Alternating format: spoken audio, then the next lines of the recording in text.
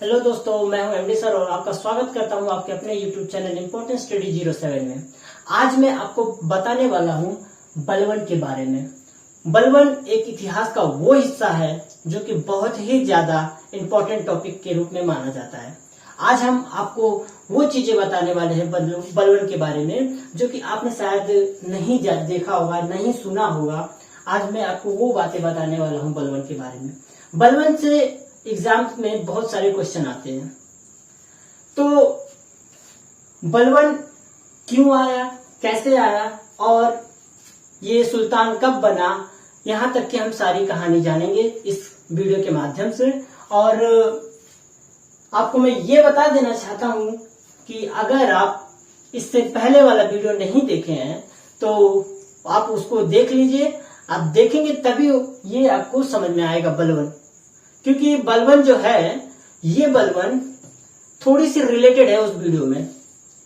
ठीक है, वो रिलेटेड इसलिए है क्योंकि वो इस पार्ट का हिस्सा है, क्योंकि बहुत ही ज्यादा इंपॉर्टेंट है।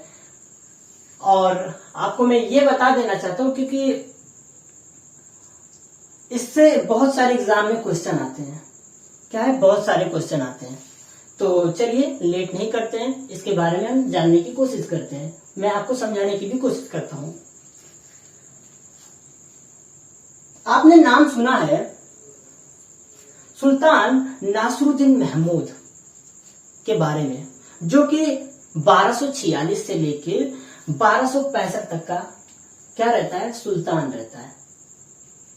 अब वो सुल्तान रहता है, ठीक है, लेकिन बलवन कैसे सुल्तान बन गया इसके बारे में जानेंगे। तो चलिए थोड़ा सा फ्लैशबैक में चलते हैं। फ्लैशबैक ये है कि जो बलवन है ये गयासुद्दीन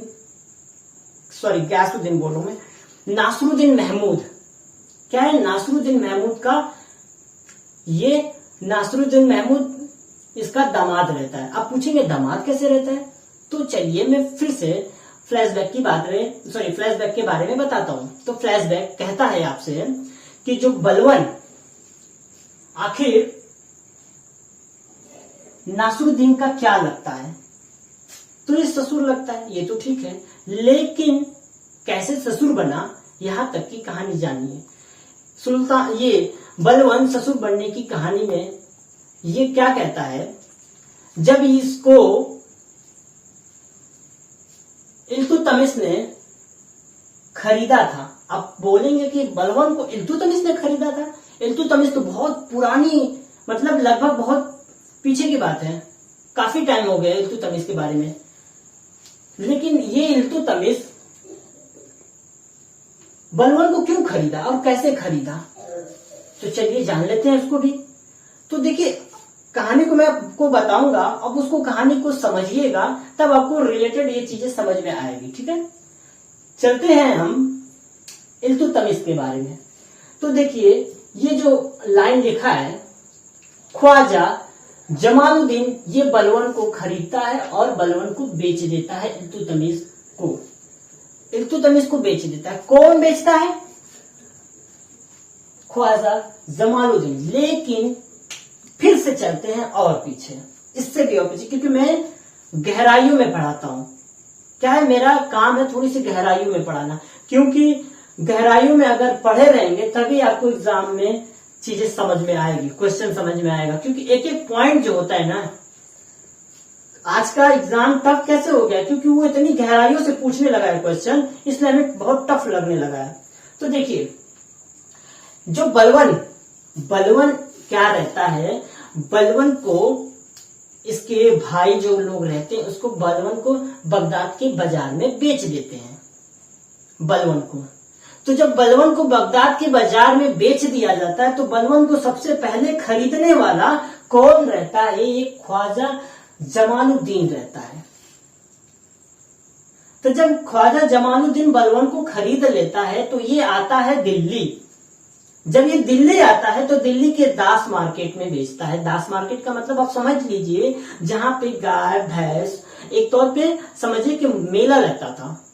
क्या लगता था, मेला लगता था। तो वहां पे आदमियों को भी बेचा जाता था, तो उसमें बलवन भी था शामिल। तो बलवन जब शामिल था तो इल्तुतमिश उस टाइम का क्या था, सुल्तान था दिल्ली का। तो दिल्ली का सुल्तान बलवन उस मेले में गया घूमने गया, तो देखा बलवन को। तो जब उसने बलवन को देखा तो उसने क्या किया, खरीद लिया। किससे खरीद लिया, जमालुद्दीन से खरीद लेता है। ठीक है, ये चीजें समझ में आ गई होगी आपको कि आखिर बलवन आया कैसे, यहां तक समझ में आ गई। चलिए थोड़ा सा आगे चलते हैं। इसने उसको खरीद लिया। तो आपको बता देता हूं कि जब बलवन ने खरीदा इसको, सॉरी इल्तुतमिश ने खरीदा इसको बलवन को, तो बलवन उस टाइम काफी छोटा था। क्या था, काफी छोटा था। तो आप सोच लीजिए कि इल्तुतमिश के बाद जो गद्दी पे बैठते हैं, जब वो गद्दी पर इल्तुतमिश बैठा था तो उसके समय में सबसे पहले तो वो सुल्तान था। तो उसके बाद मतलब बलवन ने कितने शासकों को मतलब कितने सुल्तान को देख लिया। आप ध्यान से सुनिएगा, किन किन सुल्तानों को देखा उसने, फिर जाके वो सुल्तान कब बना, यहां तक की प्रक्रिया सुनिएगा ध्यान से। सबसे पहले इल्तुतमिश बनता है। वो कब से कब आपको पता है कि 1206 से लेके वो 1236 ईस्वी तक रहता है। कौन, इल्तुतमिश। कौन रहता है, इल्तुतमिश। फिर उसके बाद आता है फिरोज शाह। वही फिरोज शाह जिसको रजिया सुल्तान ने मार के गद्दी पर बैठी थी, फिरोज शाह बनता है। फिरोज शाह बनता है 7 महीनों के लिए, ओनली 7th मंथ के लिए वो बनता है फिरोज शाह। जब फिरोज शाह 7 महीनों के लिए बनता है तो उसके बाद रजिया सुल्तान आती है। मैंने कहानी में बताया है, मैंने पढ़ाया बहुत अच्छे से है कि रजिया सुल्तान कैसे गद्दी पर बैठती है। उसके बाद फिरोज शाह के बाद रजिया सुल्तान आती है। वो 1236 से लेके 1246 तक, सॉरी 46 कह रहा हूं, 40 तक रहती है। समझ में आ रहा है आपको। अब उसके बाद आता है मुइजुद्दीन बहराम शाह। बहराम शाह बहुत ही इंपॉर्टेंट है टॉपिक, बहराम शाह वाली। ठीक है, हालांकि मैंने पढ़ा दिया है, लेकिन इसके एक ही 2 जो पॉइंट है बहुत इंपॉर्टेंट है, मैंने इसमें लिख के रखा है, वो मैं आपको पढ़ाऊंगा, बताऊंगा। ठीक है, तो उसके बाद मुइजुद्दीन बहराम शाह आता है रजिया सुल्तान के बाद। फिर उसके बाद अलाउद्दीन मसूद शाह आता है। अलाउद्दीन मसूद शाह 1242 से लेके 1246 ईस्वी तक रहता है। उसके बाद तब जाके आता है नासरुद्दीन महमूद। नासरुद्दीन महमूद आता है 1246 से लेके 1265 तक। तब जाके बलवन आता है। लगभग बलवन ने, हम कह सकते हैं कि बलवन ने 6 सुल्तानों को देखा था। तो लगभग बलवन के पास काफी ज्यादा एक्सपीरियंस हो चुका था सुल्तानों के साथ, क्योंकि सुल्तानों के साथ वो रहता था। तो हम कह सकते हैं कि बलवन भी एक तौर पे बहुत ज्यादा ज्ञानी हो गया था, बहुत ज्यादा ज्ञानी हो चुका था, क्योंकि इसको शासन करने आता था। समझ रहे हैं। तो अब देखिए बलवन कैसे नासरुद्दीन महमूद से मिलता है। जब नासरुद्दीन महमूद गद्दी पर सुल्तान बनता है, गद्दी पर बैठता है, तो बलवन उस टाइम क्या रहता है, उसका सेनापति रहता है। किसका रहता है सेनापति, महमूद का, नासरुद्दीन महमूद का रहता है। जब नासरुद्दीन महमूद का वो सेनापति रहता है, तब बलवन और नासरुद्दीन का एक रिलेशन जो है काफी अच्छा रहता है। और ये भी बता दूं कि जो बलवन है ये तुर्क चालीसाओं में से एक था। क्या था, तुर्क चालीसाओं में से एक था। तो बलवन और नासरुद्दीन का रिलेशन भी काफी अच्छा था। तो बलवन थोड़ा सा चालाक पर्सन, क्या था, बलवन बहुत चालाक था। तो उसने क्या किया, उसने ना तुर्क चालीसाओं में से तो एक था, तो उसने ये सोचा कि क्यों ना मैं अपनी बहन की शादी, सॉरी अपनी बेटी की शादी, मैंने शायद उसकी पहले वाले वीडियो में मैंने शायद बहन बोला हो, तो उसके लिए सॉरी बोलता हूँ, वो बहन नहीं बेटी है। ठीक है, तो अपनी बेटी की शादी कर देता है नासरुद्दीन महमूद से। तो मैंने बताया कि नासरुद्दीन महमूद एक बहुत गजब का शासन करता है। ये खुद कमाता है, खुद खाता है, मतलब क्या करता है, खुद मेहनत करता है। कोई राजा इतना मेहनत नहीं करता होगा, लेकिन ये खुद मेहनत करता था। मतलब सिलाई करता था, टोपियां सिलता था, कुरान की नकल लिखता था, बेचता था मार्केट में, उससे जो पैसे मिलता था तब जाके वो अपना पेट का पालन करता था, पेट पोषण करता था। ठीक है, तब बलबन ने अपनी बेटी की शादी कर देता है नासिरुद्दीन महमूद से। तब बलबन और नासिरुद्दीन महमूद का अच्छा रिलेशन हो जाता है, ससुर और दामाद का रिलेशन हो जाता है। तब बलबन क्या करता है, बलबन को एक उपाधि मिलती है, उलूग खां की उपाधि। ध्यान दीजिएगा। अब आते हैं हम पहले पॉइंट पे, ध्यान से समझिएगा। देखिए मैं ये पहले पॉइंट से आने से पहले मैंने कितनी स्टोरी बता दी, इससे पहले की बताई ना, तो मैं बोलूंगा कि कहानी को आप समझेंगे तभी आपको चीजें समझ में आएगी। तो जो उलूग खां की उपाधि है बलबन को दिया जाता है, किसके द्वारा, महमूद के द्वारा। तो इसका नाम पड़ गया बलबन का उलूग खां। क्या पड़ गया, उलूग खां। समझ रहे, हाँ। लेकिन बलबन से पहले इसको कहा जाता था बहाउद्दीन। क्या कहा जाता था, बलबन को बहाउद्दीन कहा जाता था।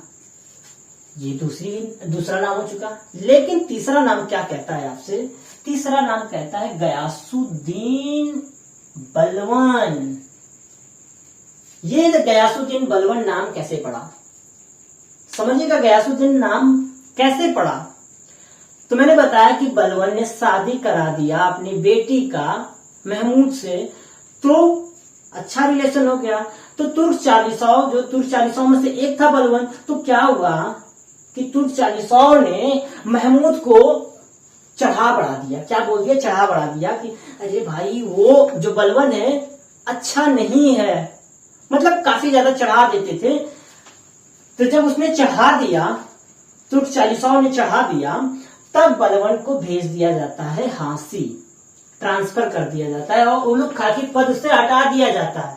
क्या कर दिया जाता है, उलूग खां की पद से हटा दिया जाता है और हटाने के बाद इसको हांसी में ट्रांसफर कर दिया जाता है।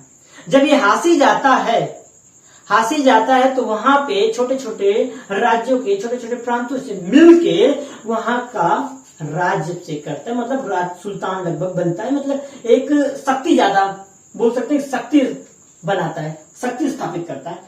तब वो क्या करता है, शक्ति बनाने के बाद धीरे धीरे तुर्क चालीसाओं को समाप्त करता रहा, खत्म करता रहा। तो महमूद को इस बात का पता चलता है कि अरे यार आखिर कुछ तो गड़बड़ है, तुर्क चालीसा हमेशा मेरे खत्म होते जा रही है। व्हाट इज रीजन, क्या रीजन है ये खत्म होने की। तब पता चलता है कि मैंने बलबन को हांसी में ट्रांसफर कर दिया है, इसलिए शायद बलबन इस चीज का बदला ले रहा है। तो बलबन को वापस बुलाया जाता है। जब बलबन को वापस बुलाया जाता है तो बलबन आता है दिल्ली में। लेकिन आप समझिए कि जब बलबन की एक बार इंसल्ट हो चुकी थी तो बलबन अलाउड था, तैनात था कि अब इनकी हत्या तो करना ही है। बलबन ने सोच लिया था पहले ही कि महमूद की हत्या करनी है। किसकी हत्या करनी है, महमूद की हत्या करनी है। तो उसने क्या किया, महमूद के पास आया, मिला और फिर से महमूद ने उसको उपाधि दे दी, उलूग खां की उपाधि दे दी। उलूग खां की उपाधि जब मिल जाती है महमूद को, बलबन को, तो बलबन क्या करता है, कुछ टाइम के बाद महमूद को खत्म कर देता है। खत्म करने के बाद खुद का राज्याभिषेक करता है। क्या करता है, खुद का राज्याभिषेक करता है, मतलब खुद को गद्दी पर स्थापित करता है, बैठता है, सुल्तान बन जाता है। अब आ गए हम गयासुद्दीन बलबन, यानी कि सुल्तान बन गया बलबन 1266 से लेकर 86 तक। ठीक है, समझ रहे कहानी को। तो ये रहा 1266 से 86 तक बलबन के शासनकाल, यानी कि गयासुद्दीन इसका नाम कब पड़ा, समझ में आया। ये जब गद्दी पर बैठता है तो उसको कहा जाता है गयासुद्दीन बलबन। इससे पहले गयासुद्दीन बलबन नहीं कहा जाता था 1266 से पहले, ध्यान दीजिएगा बात को। ठीक है, फिर गद्दी पे बैठने के बाद आगे की बात सुनिएगा क्या होता है। ये मैंने बताया दिया कि जमालुद्दीन ने बलबन को खरीदा था और इल्तुतमिश को बेचा था। कौन से बाजार में, बगदाद की बाजार से खरीदा था और इसने दिल्ली की बाजार में बेचा था, दासी ने। ओके, यहां तक समझ में आ गई आपको। अब आते हैं बलबन। बलबन अपने आप को कहता है अफरासियाब का वंशज, यानी कि अफरासियाब का शासक वंशज मतलब अपने आप को शासक मानता था अफरासियाब। अफरासियाब जो कि ईरान का बहुत ही खतरनाक वंशज था। जैसे कि चीन में एक मुगल कह रहे हैं, मंगोल का नाम सुना होगा, चंगेज खां के बारे में मैंने पढ़ाया है, तो उसके बारे में भी बता देता हूँ थोड़ी सी। तो जो अफरासियाब है सेम मंगोल की तरह था। तो ये अपने आप को बोलता था बलवान कि मैं अफरासियाब का हूं। कहाँ का हूं? अफरासियाब का। ठीक है, तब ये अपने आप को अफरासियाब का वंशज मानता था। यहां तक आपको समझ में आ गई। अफरासियाब जो कि बहुत ही खतरनाक था, अपने आप में बहुत ज्यादा खतरनाक, मतलब वहां की ईरानी भाषाएं थी, वहां की ईरानी रीति रिवाजें थी, रीति रिवाजों को ये दिल्ली में फॉलो करवाना चाहता था। बलवन कहता था कि जैसा मैं कहूंगा वैसा ही करना पड़ेगा, क्योंकि बलवन ने देख चुका था कि जो सुल्तान पद था इसका कोई असली मजा नहीं रह गया था, कोई असली पावर ही नहीं रह गया था इसके पास, सुल्तान के पास। क्यों? क्योंकि सुल्तान जैसे महमूद था वो नाम मात्र का था सुल्तान। नासिरुद्दीन महमूद जो था वो नाम मात्र का था। अलाउद्दीन मसूद शाह भी नाम मात्र का ही था, कुछ कम टाइम के थे। फिरोज शाह भी आपका नाम मात्र का ही था। फिरोज शाह था, उसकी मां शासन करती थी गद्दी पर, फिरोज शाह बैठा था, मां शासन करती थी। तो इसी बात से गुस्सा होके रजिया सुल्तान ने उसको उड़ा दिया। चलिए यहाँ पे हम आते हैं। तो बलवन के हम बारे में पढ़ते हैं राजस्व सिद्धांत। बलवन का राजस्व सिद्धांत है क्या आखिर?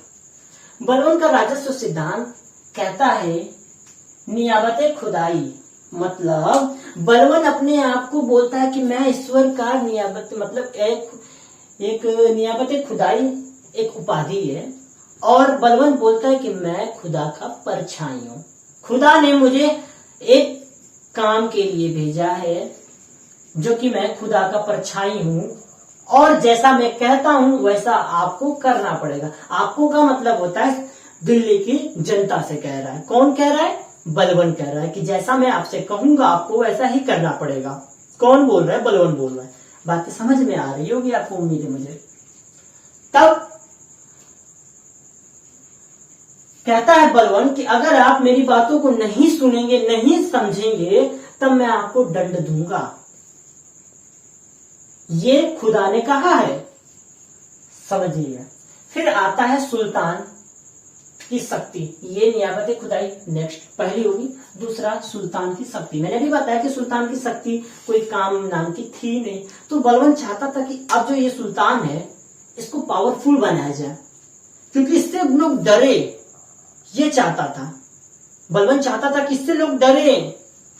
बलवन ये भी चाहता था। अब बलवन की बात बता देता हूं कि बलवन जो था ना, निम्न वर्ग के लोगों को देखना पसंद नहीं करता था। उसको लगता था कि मेरी इमेज घट जाएगी। बलवन को ये चीजें लगता था कि अगर मैं छोटे बिरादरी से या छोटे लोगों से मैं बात कर दूंगा तो मेरी इमेज घट जाएगी। जैसे कि कुछ लोग होते हैं ना, अपने आप को बड़े बताते हैं। अगर उसको कोई छोटा आदमी, जैसे कि छोटी बिरादरी का, महार जाति के जैसे हम बोल सकते हैं, अगर उसने छू लिया तो कैसे छुआ। आज भी है भेदभाव, बहुत सारी भेदभाव है।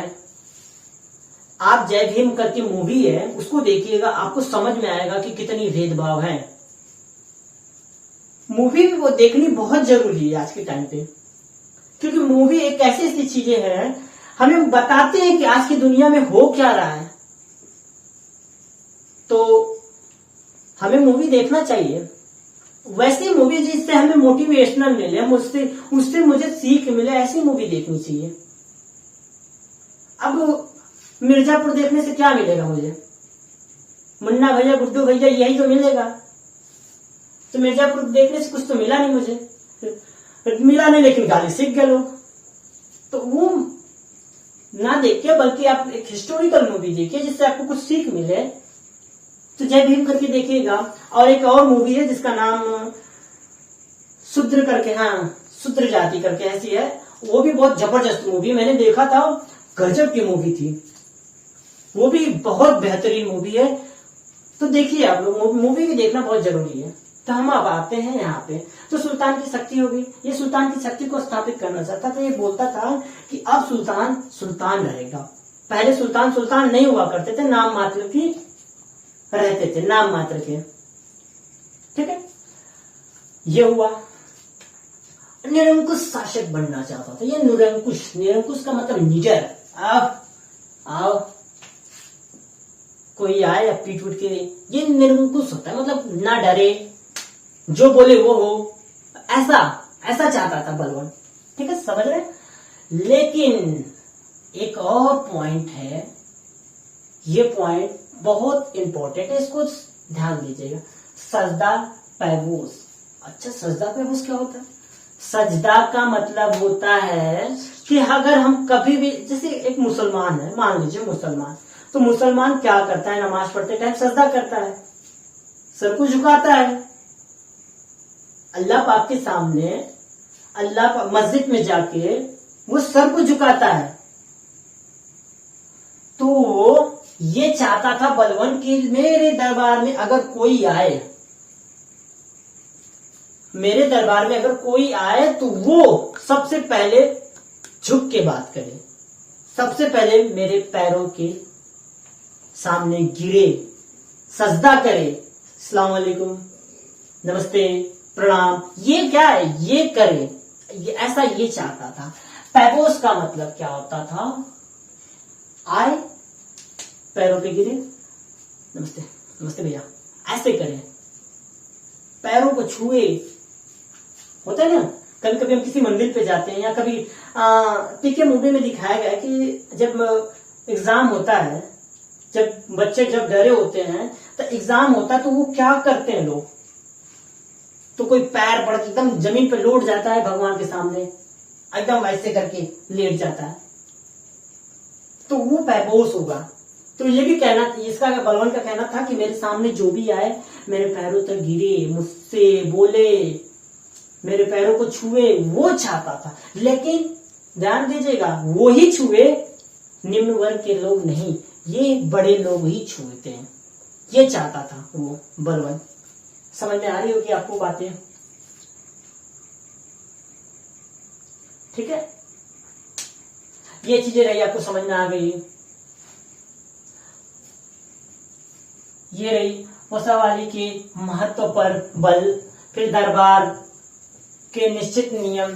हाँ, दरबार के निश्चित नियम, ये कुछ है नहीं, ये भी राजस्व के सिद्धांत में है, तो इसको नोट कर लीजिएगा। ये इंपॉर्टेंट कुछ नहीं है, लेकिन दरबार में समझिएगा, दरबार में निश्चित नियम लागू करना चाहता था। इसका कहना ये था, ध्यान दीजिएगा, दरबार के निश्चित नियमों में बलवान का कहना ये था कि मेरे दरबार में कोई हंसे ना। बलवान समझ लीजिए कि अपने आप में बहुत ही खतरनाक शासक था, जैसे कि चंगेज खा हुआ करता था।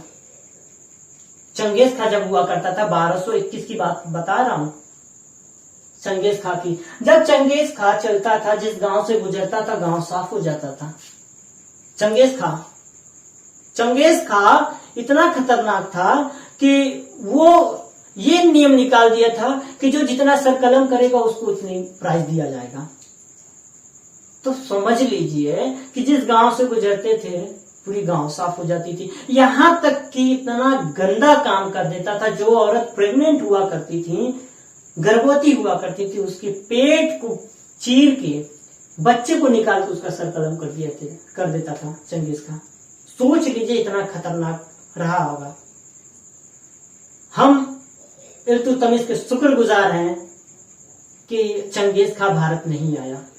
हम ये कह सकते हैं इल्तुतमिश से कि हम शुक्रगुजार हैं उसके कि चंगेज खान भारत नहीं आया। नहीं, अगर शायद चंगेज खान भारत आता तो न हम मंगोल के बारे में, लोधी, खिलजी, तुगलक ये सब नहीं पढ़ते हैं, हम गुलाम ये सब नहीं पढ़ते शायद। तब हम शायद चीन को पढ़ते हैं, मंगोल के बारे में पढ़ते हैं।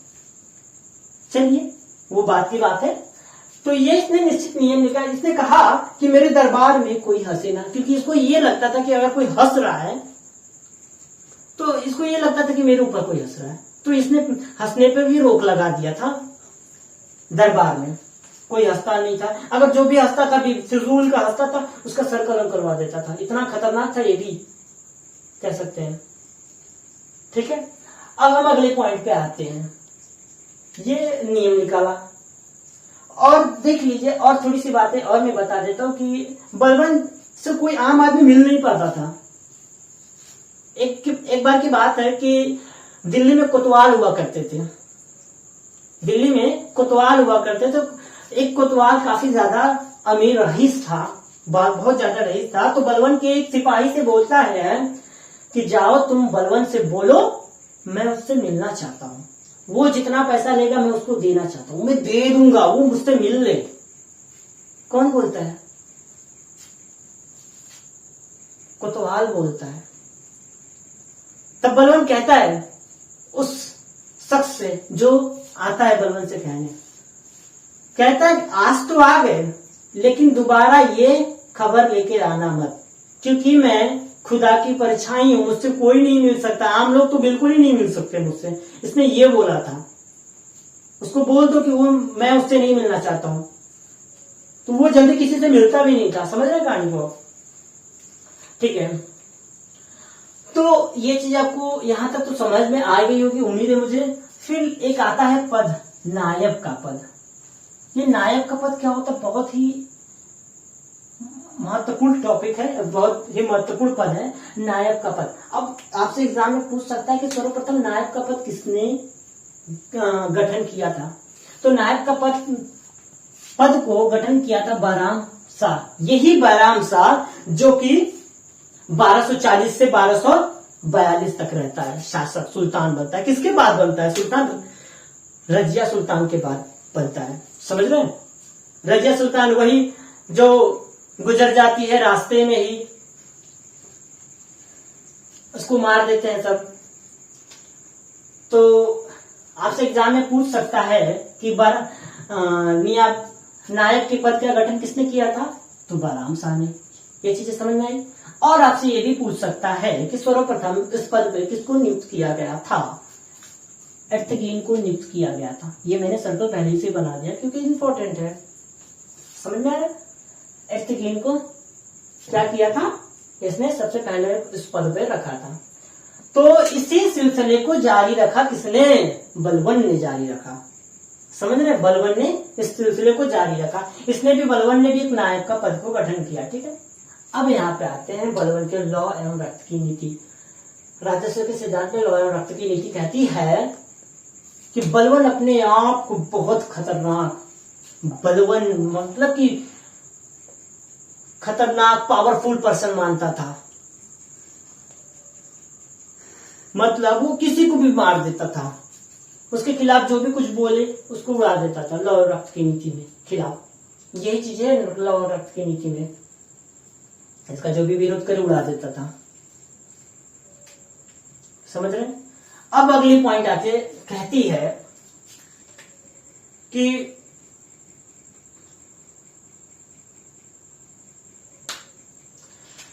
विरोध होता है 1279 में, काफी टाइम हो चुके, 1266 से के बाद पहला विद्रोह होता है बंगाल में 1279 में।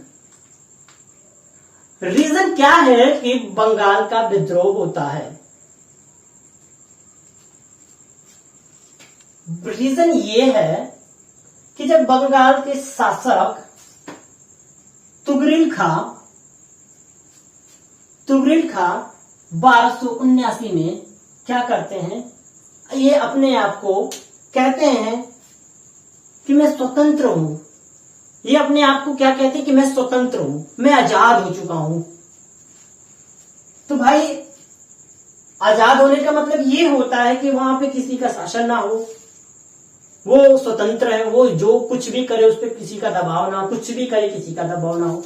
लेकिन बलवंत को इस बात का बुरा लगा कि अरे भाई बंगाल तो मेरे बगल में ही है, आखिर वो स्वतंत्र कैसे हो गया? दिल्ली का सुल्तान तो मैं हूं, पूरे भारत में राज मेरा है, तब ये कैसे स्वतंत्र हो सकता है? इस बात का बुरा लगता है बलवन को। बलवन क्या करता है देखिएगा आप। बलवन अमीन खां को भेज देता है। अमीन खां क्या रहता है? सेनापति रहता है बलवन का। अमीन खां को बोल देता है कि भाई काम करिए, आप जाइए बंगाल जाके तुगरिल खां को समझाइए, उनको बोलिए कि आपने ऐसा क्यों किया है, सेना लेके जाइएगा, ऐसे ही मत जाइएगा। तो सेना लेके जाते हैं, लेकिन वहां पे युद्ध स्टार्ट हो जाती है। उस युद्ध में अमीन खां क्या होता है, वो हार जाता है, पराजित हो जाता है। जब ये पराजित हो जाता है तो ये आता है भागे भागे भागे भागे बलवन के पास। आता तो नहीं है, ये भाग के आता है और बलवन को पता चलता है कि अरे अमीन खां तो हार चुका। तो अमीन खां को बुलाता है बलवन, बोलता कि आप आ जाइए, आपका कुछ मैं नहीं करूंगा, आप आइए।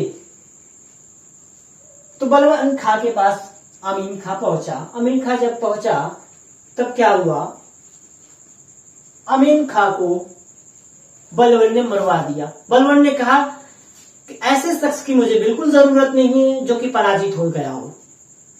उसको क्या करता है, बलवन खां ने मरवा देता है। फिर नेक्स्ट भेजता है बहादुर खां। बहादुर खां को भेजता है कहां पे, बंगाल में भेजता है, कि बोलता है आप भी जाइए और तुगरिल को समझाइए, यही तुगरिलवा को समझाइए काहे के लिए इसने ऐसा किया, किसके कहने पे ऐसा किया, स्वतंत्र अपने आप को घोषित किया। देखिए किसके कहने पे कहता है, ख्वाजा मुगरुसुद्दीन की उपाधि धारण कर लेता है और बोलता है कि मैं स्वतंत्र हूं। क्या बोलता है, स्वतंत्र हूं। तो बहादुर शाह जाता है वहां पे, अब बोलता है कि भाई आपने ऐसा क्यों किया, युद्ध करने लगते हैं, सब भीड़ भाड़ जाते हैं, नहीं समझाने में फिर फाइट हो जाता है। तो इसमें ये भी कहे युद्ध हो गया, ये भी हार जाता है। तो इसको भी बलवन बुलाता है, तो लेकिन ये अलर्ट हो गया कि बोला कि अगर मैं जाऊंगा बलवन के पास तो बलवन फिर मुझे मरवा देगा, फिर मुझे मार देगा, वही अमीन की तरह वो भी मुझे मार देगा। ऐसा कि मैं जाऊंगा नहीं। लेकिन बलवन बोला कि आप आओ, कुछ नहीं होगा। तो इसने बोला ठीक है मैं आऊंगा, लेकिन एक शर्त है, आप मेरा कुछ नहीं करेंगे, आप ये प्रमाण दीजिए, लिख के बोलिए कि मैं कुछ नहीं करूंगा। लेकिन ये पहुंचता है बलवन के पास, दिल्ली पहुंचता है। तो आपको मैं पहले ही बता देता हूं कि जो दिल्ली के सुल्तान हुआ करते थे वो जबान के पक्के हुआ करते थे, जो बोल देते थे वही होता था। तो बहादुर को भी बलवन ने बोल दिया था कि आइए आपको कुछ नहीं होगा, आपको नहीं मारा जाएगा। तो बलवन के पास आता है बहादुर। अब बहादुर मिलकर सुल्तान के साथ एक सेना का गठन करता है और सेना बनाता है। और बनाने के बाद बलवन बोलता है, अरे यार 2 शख्स को मैंने भेजा बंगाल में, बंगाल आखिर है क्या ऐसी चीज, तुगरिल ऐसा है क्या जो हार जा रहे हैं लोग उसके सामने, रुको रुको रुको मैं भी चलता हूं, मैं भी देखता हूं। तो यहाँ पे जाता है बलवन, सुल्तान बलवन जाता है अपने बेटे को लेकर। किसको लेकर जाता है, अपने बेटे को लेकर।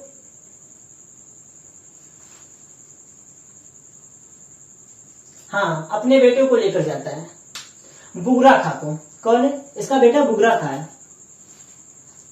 गजब गजब के नाम है, सब अजीबो गरीब नाम है। तो वो अपने बेटे को बुगरा खां को ले जाता है। अब बुगरा खां को ले जाता है बंगाल। तब क्या होता है, वहां पे तुगरिल भाग जाता है। पता चलता कि अरे भाई बलवन आ रहा है, अब तो मेरा पक्का कुछ ना कुछ खत्म कर ही देगा, कुछ ना कुछ तो कर ही देगा मुझे। इसलिए बलवन क्या हो, ये तुगरिल खां भाग जाता है। कहां भाग जाता है, तिरहुती में भाग जाता है, जो कि बंगाल की राजधानी रहती है। तिरहुती में भाग जाता है और भागने के बाद क्या होता है, बलवन खां को एक चीज नापसंद था, ये कि उसके सामने कोई भाग जाता था तो वो कहता था कि ढूंढ के लाओ, मैं उसको मारूंगा तो मारूंगा। तो बलवन ने एक शख्स था जिसका नाम अली खुफिया था। ये अली खुफिया, ये अली नाम था, खुफिया मैं बोल रहा हूं, ये अली था क्योंकि खुफिया एजेंसी का ये मेंबर था। तो ये खुफिया का मेंबर था और खुफिया का मेंबर होने के बाद ये क्या करता है, अली तुगरिल का पता लगा लेता है। क्या कर लेता है, तुगरिल का पता कर लेता है और तुगरिल को बुला के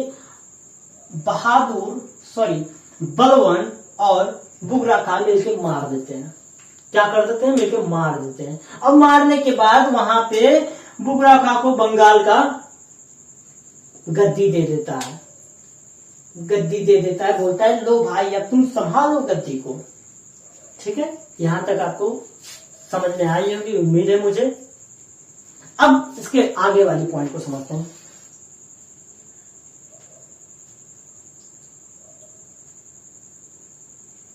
इसकी आगे वाली पॉइंट कहती है कि जब बलवन बंगाल का विजय कर लेता है तब वहां पे बना देता है बुगरा खां को, उस गद्दी पर बैठा देता है, वहां का गवर्नर नियुक्त कर देता है। उसके बाद क्या होता है,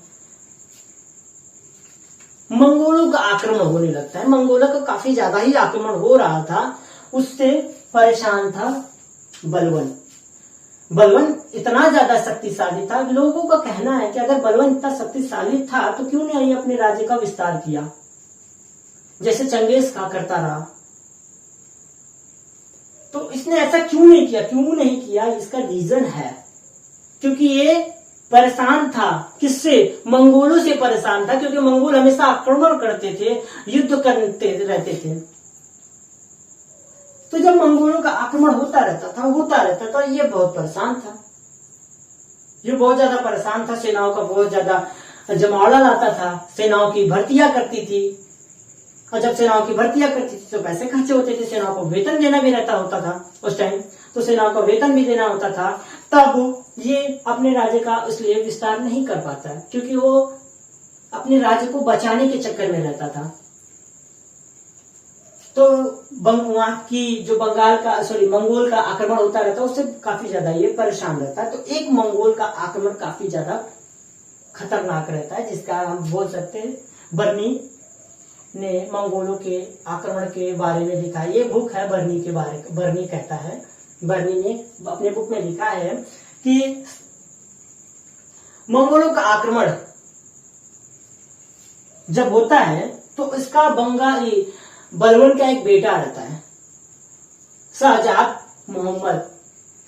मोहम्मद करके एक बेटा रहता है, जो कि बलवन का काफी ज्यादा बहुत ही क्लोज बेटा रहता है। मतलब बेटे तो सब क्लोज होते हैं, लेकिन उस टाइम क्या होता था कि किसी को ज्यादा मानते थे, किसी को कम मानते थे, क्योंकि राजा भी ना 2-2, 3-3, 4-4 शादियां कर लेते थे, किसी से 1 बच्चे तो किसी से 2 बच्चे हुआ करते थे। तो क्या हुआ, शहजादा जो बलवन का काफी ज्यादा करीबी बेटा था, मतलब ये बहुत ज्यादा बलवन उससे प्यार करता था, तो बलवन ने